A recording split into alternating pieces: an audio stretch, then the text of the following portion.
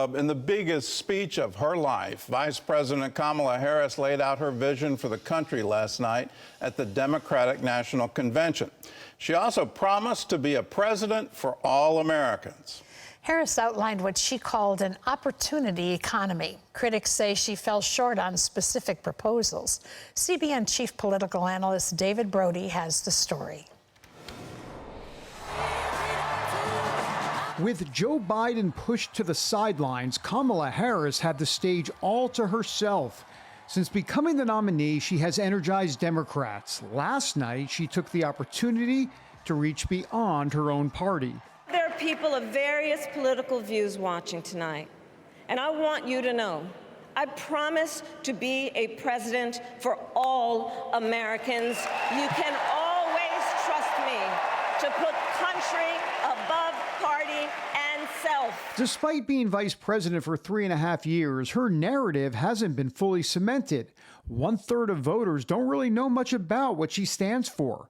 In her mission to define it, she highlighted her career as a federal prosecutor. Every day in the courtroom, I stood proudly before a judge and I said 5 words: Kamala Harris for the people. She told a story of a middle-class girl who is now fighting for the little guy. Meanwhile, her opponent wants voters to see something entirely different. Comrade Kamala Harris. I call her comrade because she is a radical left Marxist. Harris also had a few choice words for Donald Trump. She spent large portions of her speech attacking him. Donald Trump is an unserious man. But the consequences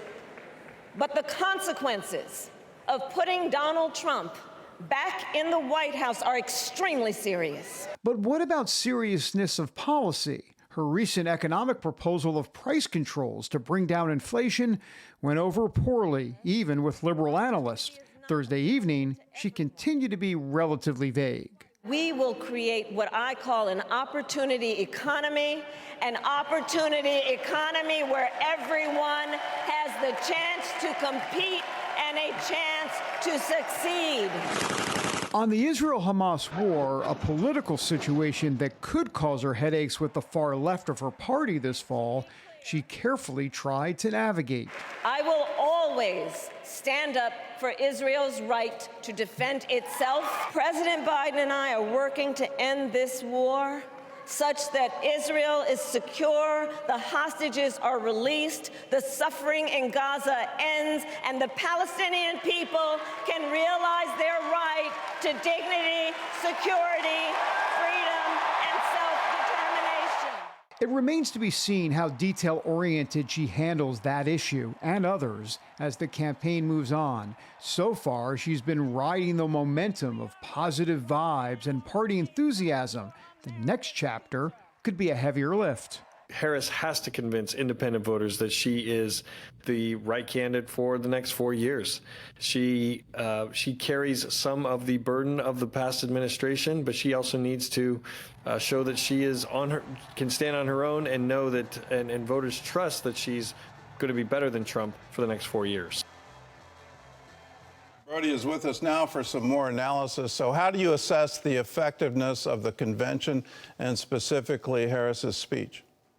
Well, I thought she did very well. Look, Gordon, Trump's got a fight on his hands. She came across as extremely tough last night.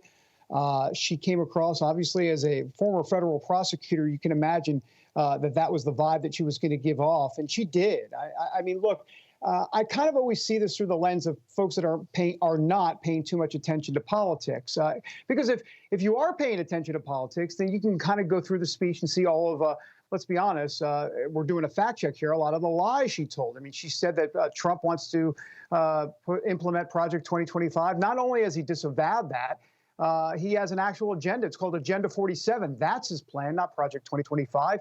And she talked about him wanting a federal abortion ban. He's actually said the exact opposite. And not only that, he's getting in trouble with the pro-life community because of that. She talked about him wanting to cut Social Security. No, he wants to do the exact opposite. He only wants to say Social Security. So look, those are for folks that are really paying attention in the granular. But overall, the folks that are not paying too close attention, she gave a really good, tough speech last night. I think that the Trump campaign has to be very concerned. Well, the momentum seems clear, and the what was predicted as a charm offensive in the media coverage is certainly happening right now. Do you think anything can derail this? Well, I think three things can derail it potentially, and that would be Kamala Harris herself in her own words when she's not on prompter. And we've talked about this before, but the debate on September 10th, a huge moment in this race. Obviously, she'll be off prompter there, and of course, we're waiting for that first press conference that she hasn't done, and an interview. So I think those are three key moments that could change the race, because right now, quite frankly, Gordon, prompter Kamala, as we've talked about, excellent. Unscripted Kamala, we wait and see if it turns into word salad. So we don't know at this point. But at this point in the race, I'll tell you what, she's been better than anybody expected. She has been underestimated. And I'll tell you what, she's going to be someone to be reckoned with. But we'll see about those three points that I made earlier about those inflection points when she's not on prompter. Well, if I were running her campaign, I'd do the same thing that Biden did in 2020. I mean, he's famous for campaigning from a basement. He had COVID sort of as the cover, but if she just continues to be on prompter and on message, she's obviously very effective at it. So if I were handling her campaign, I wouldn't have any unscripted moments at all. Reagan did the same thing back in 1980 and did it very well and won the presidency. Let's talk about the divisions within the Democrats. We predicted earlier this week that there could be as many as 100,000 people in the streets of Chicago protesting for Palestinians. That didn't turn out. There were some violent incidents, but it seemed to be remarkably contained.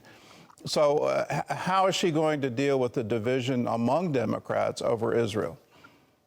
Well, regarding the protest, you're right. It was the best case scenario, if you think about it, for Kamala Harris and the Democrats. Look, there are going to be divisions. Here's the thing. I thought what was interesting last night, she's trying to split the difference here. She's kind of trying to placate both sides when she talked about Israel. And by the way, as we played in the piece there, her Israel comments were extremely strong. And then, of course, she followed it up with self-determination for the Palestinian people, and what's going on in Gaza is a travesty. But if you notice, Gordon, she did not call out Benjamin Netanyahu by name. I thought that was significant. That would have been something that the far left of her party would have wanted her to do. She didn't do that. She also said that she will protect Israel any way possible. And then she, in essence, said, including military funding. She didn't say military funding, but she said a right to defend itself, and we will support that. It was more of a pro-Israel view in the speech, I felt, than a full embrace of the far left position. And I think she is playing this smart. She understands that in Pennsylvania, you got 4% of the voters there are Jewish. She needs Pennsylvania. That's crucial. And honestly, we've heard so much about Michigan and the Arab American community there, and folks that are in the far left of the party. But it's about 1% of the vote. I'm not saying it can't make a difference, but I think the play in Pennsylvania is probably electorally the better play. You can't lose Jewish voters in the Democrat Party. That's the smarter play. Well, the response from the Jewish community has been that she threaded the needle, that she did it perfectly. And was able to balance. I can argue the history. The Palestinian people have had an opportunity to have a state since 1948, and every single time they've refused. The famous quote, the Arabs never refuse an opportunity to refuse an opportunity. I misquoted. The Arabs never miss an opportunity to miss an opportunity. They've had repeated attempts from 1948 to 1967 to the Camp David Accords to the Oslo. They've always turned it down. So it seems odd to kind of bring that back. But anyway, that's just history. Let's talk about RFK today. He's got a 2 p.m. speech out in Arizona, and he's expected to endorse Donald Trump. Do you think that will have an impact on the race? I think the race is so close that everything could have an impact because, as we've talked about, Gordon, elections are won typically on the margins. And in this case, in this election, that's in all caps. In other words, yes, I think it could have an effect in places potentially like Nevada, places like Michigan, where RFK polls better than in some other states. So we'll see. But I think Kamala Harris's problem beyond RFK is the fact that if you look at the details underlying some of the fundamentals in the race, she's 9 points behind Trump, and this is pretty consistent. 9 points or so behind Trump on the economy. She's behind Joe Biden at this state of the race back from 2020. She's behind his numbers regarding men, down 4% from Biden's numbers at this stage. 4% she's down with Hispanics compared to Biden at this stage, and 12% among black voters compared to Biden at this stage. So she's got a lot of work to do. This idea that the media is behind her, true. The idea that there's a positive vibe, true. The fact that there's enthusiasm with Democrats behind her, all true. But if you look at the granular crosstabs, which, yes, I put on my geek hat, and I do, you see the iceberg right ahead for her because there is kind of an issue here that she's got to be very concerned about. Well, it seems that she's quite obviously campaigning on I want to be likable. Right. And that seems to be the major push, and that's where she sees weakness on the Trump side. So we'll expect more of that. I can't miss the historic moment and congratulate her. She's the second woman to ever be nominated by a major party for the White House. And she's the first woman of color, the first minority to be nominated. That is an absolute historical milestone. So congratulations, Vice President Harris. It's really incredible to see it.